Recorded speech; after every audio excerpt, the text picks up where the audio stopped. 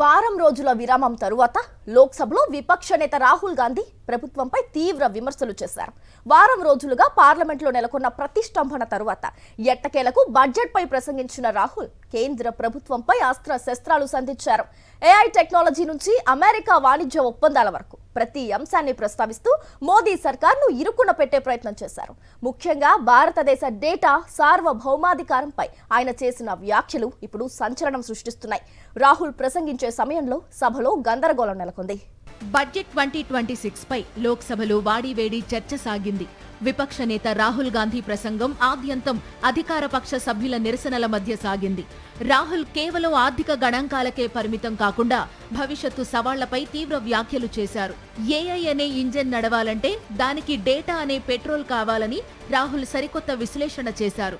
భారతీయ డేటాను ఒక వ్యూహాత్మక ఆయుధంగా అభివర్ణించిన ఆయన అమెరికా తన ఆధిపత్యం కోసం మన దేశ డేటాపై కన్నేసిందని ఆరోపించారు.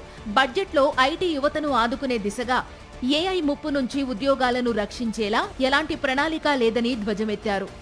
The entire Indian IT industry, companies like Infosys, companies that are at the forefront of information technology are going to struggle. They're going to be challenged. The idea of becoming a software engineer, which is a very popular idea in India, going to be challenged. Lots of our software engineers are going to be replaced by AI.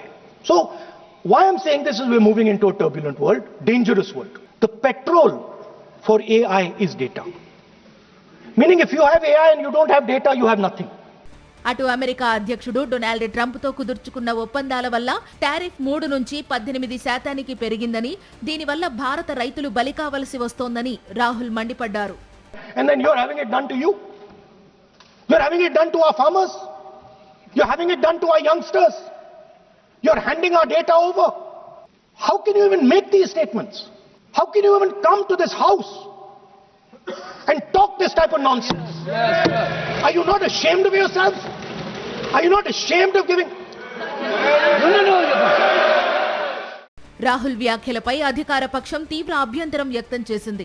దేశ ప్రయోజనాలను కించపరుస్తున్నారంటూ మంత్రి కిరణ్ రిజిజు ఆగ్రహం వ్యక్తం చేయడంతో సభలో ఒక్కసారిగా గందరగోళం నెలకొంది.